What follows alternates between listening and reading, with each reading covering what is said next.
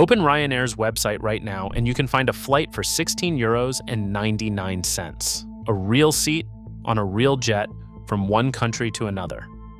Now go price a flight the same distance inside the United States. Same idea.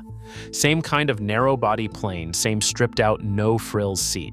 You'll pay around $129. One fare is roughly a quarter of the other. That gap is not because Americans fly a worse airline, it's because America built a rule book that makes the cheap flight impossible. There are 5 forces that hold an American ticket up off the floor, and each one is stacked on the one before it. Pull any single one out, and the price barely moves. Together, they form a wall that no budget airline can dig under. By the end of this, you'll understand why an Irish airline is legally banned from flying you between New York and Chicago, why an American pilot can earn 3 times what his European counterpart earns for the identical work, and why the €16 flight isn't a pricing achievement at all. It's a legal one. Start with the answer almost everyone gives because it's the obvious one, and it's wrong. The easy story goes like this. Ryanair is just ruthless. Michael O'Leary runs the tightest operation in the sky, squeezes every cost, charges you to print a boarding pass, and that's why fares are so low. It's a good story, even partly true, but it can't be the explanation because Spirit Airlines ran the exact same playbook in America. Unbundled fares, cram in the seats, charge for everything. Bright planes, rock-bottom base price, Spirit is gone. It stopped flying in May of 2026. Ryanair, running the same model, is the most profitable airline in Europe. Same strategy, opposite outcome. If the strategy were the answer, that couldn't happen. So the difference isn't the airline, it's the ground the airline stands on. And the first piece of that ground is something you never think about when you book: how many airports there are. Europe is carpeted in them. There are more than 400 commercial airports across the continent, and for almost any major city, 2 or 3 more sit within 90 minutes of the center. London alone has 6: Heathrow, Gatwick, Stansted, Luton City, and Southend. 6 airports serving 1 city. Now watch what that does. When Ryanair sits down to negotiate with an airport, it holds all the cards because it can walk. If Stansted charges too much, the airline flies to Luton. If Luton gets greedy, it goes to Southend. The airports compete for Ryanair, not the other way around. They cut landing fees, waive charges, offer marketing money just to keep the flights and the passengers coming. Ryanair plays them against each other like a buyer at an auction where every seller is desperate. That's the first force: airport abundance. It hands the airline permanent leverage over the ground.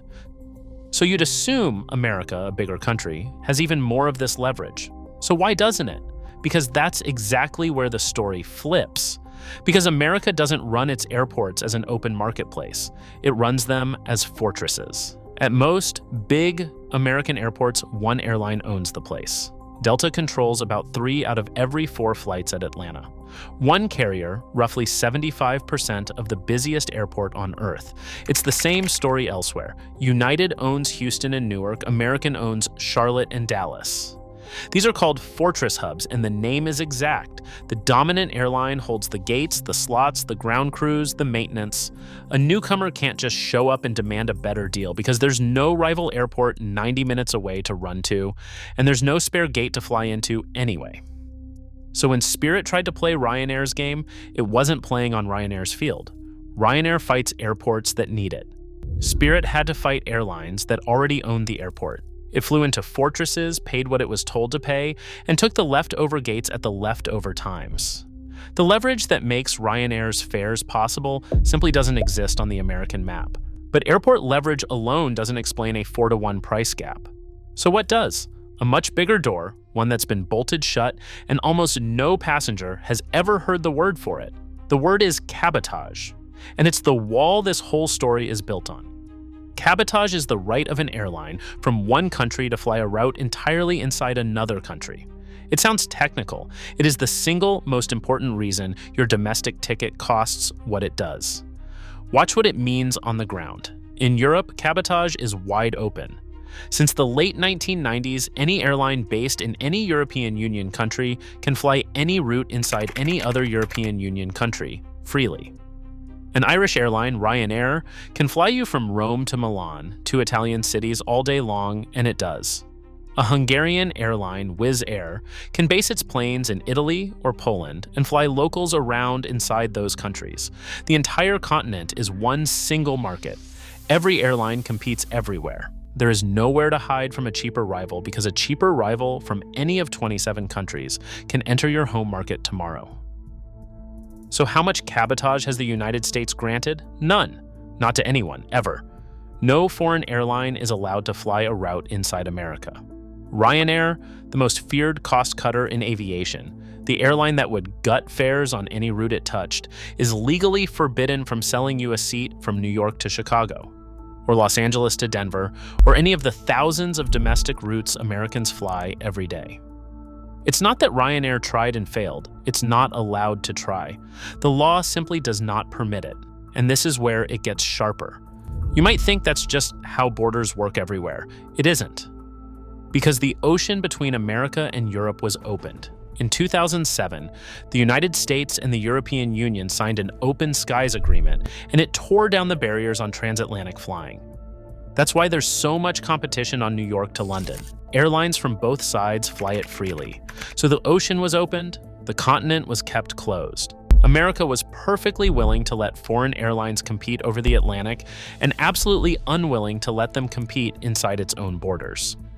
The one place a cheap foreign carrier could actually crush prices, your domestic flight, is the one place it's forbidden to go. That is the wall. And everything after this only works because the wall is standing. Because once you've guaranteed that no foreign airline can ever enter the domestic market, you've created a protected space. And inside a protected space, costs are free to rise, because nothing cheaper is allowed in to punish them. So what does a sealed market do to costs? It lets them climb. And the first thing protection inflates is the price of the people flying the plane. An American captain at a major airline can earn somewhere between $300,000 and $450,000 a year. Senior wide-body captains at the big carriers sit at the top of that range after the pay deals signed in recent years. Now compare a captain flying the identical aircraft, the same Airbus narrow-body for Ryanair or Wizz Air in Europe. Reported pay lands somewhere around 120 to 180,000 euros. Same plane, same skill, same hours in the air, often less than half the cost. And it starts even earlier than the paycheck. In much of Europe, a new pilot pays for their own type rating, the expensive final qualification to fly a specific jet. That's tens of thousands of euros the cadet funds out of their own pocket or borrows before they earn a cent. The airline offloads a training cost that an American carrier would largely absorb. Every lever, from the first day of training to the captain's final year, sits lower in Europe. So why can American pilots command those numbers? Partly because they've earned strong contracts through hard bargaining and good for them, but partly because of the wall. In a protected market, the airlines can afford to pay because they don't face a foreign carrier that pays half as much sliding into their routes and undercutting them. The protection that keeps Ryanair out also keeps American labor costs up. The two are the same coin, and that cost, hundreds of thousands of dollars per cockpit, is baked into the price of every single seat before the plane has even pushed back from the gate. So the wall raises wages and wages raise the floor. But is labor the whole story? Not close. The next weight is stacked on by the government itself, and you pay it whether the airline is efficient or not. Look closely at an American ticket and pull it apart. Underneath the fare sit the taxes and the fees, and there are a lot of them. A federal excise tax on the base fare, a flat fee on every segment you fly, the September 11th security fee on each one-way trip. Passenger facility charges the airports tack on to fund themselves. Stack them up, and a real chunk of what you pay never belonged to the airline at all. It's the cost of the system collected on top every ticket, every time. Now compare the instinct on the other side of the Atlantic. Plenty of European governments do the opposite. They deliberately keep aviation taxes low or cut them because they're chasing tourists. Spain, Greece, Portugal, whole national economies that run on inbound visitors. For them, a cheap flight isn't a nuisance to be taxed. It's an economic engine to be protected. So they hold the ground charges down because every budget passenger who lands is a passenger who spends a week's holiday money in the country. And here is where the absurdity of it becomes almost comic. In Spain, the airport operator, INA, moved to raise its passenger charge by 68 cents. Not 68 euros, 68 cents per passenger. And Ryanair's response was to threaten to cut 800,000 seats from the country. An airline going to war, pulling nearly 1 million seats out of a national economy over a fee the size of a rounding error. That's how thin the margins are that make these fares work, and that's how hard Ryanair fights to keep the ground cheap beneath it. Now picture that same airline looking at the American tax stack layer on layer on layer built into law. It wouldn't threaten to leave. It would simply never come.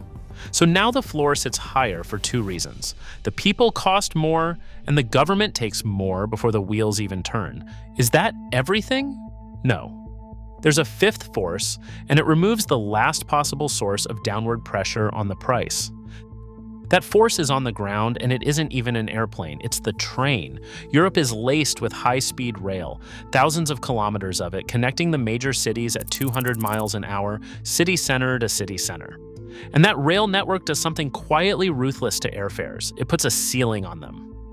On a route like London to Paris or Madrid to Barcelona, the train is fast, comfortable, and drops you in the middle of the city.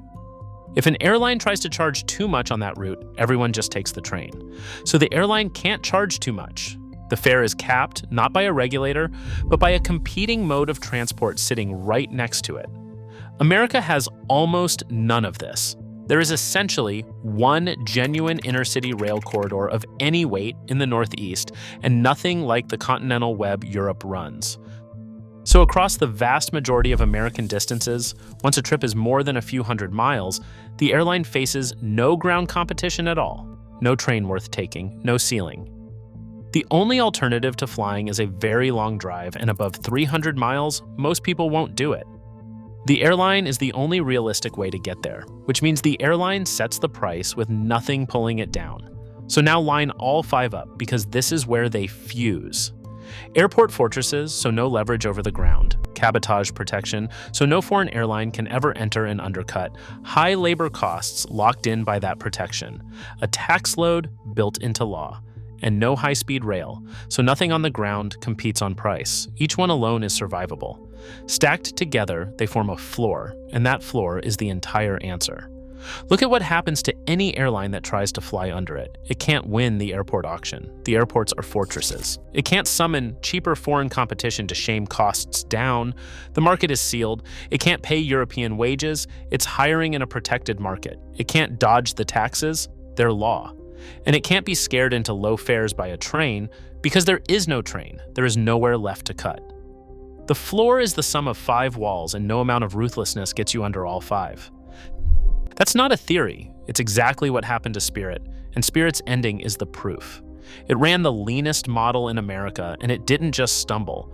It went bankrupt, restructured, went bankrupt a second time within a year, and then, in May of 2026, it switched off the engines for good and stopped flying. It didn't lose to a better airline, it lost to the floor. It spent years trying to dig under a price that American architecture simply will not allow to exist. And here's the quiet part, the part that tells you the floor only moves in one direction. Watch what happened to Southwest, the airline that practically invented cheap, friendly American flying. For more than 50 years, it did things its own way. No assigned seats, first come, first served, 2 free checked bags, a genuinely different product.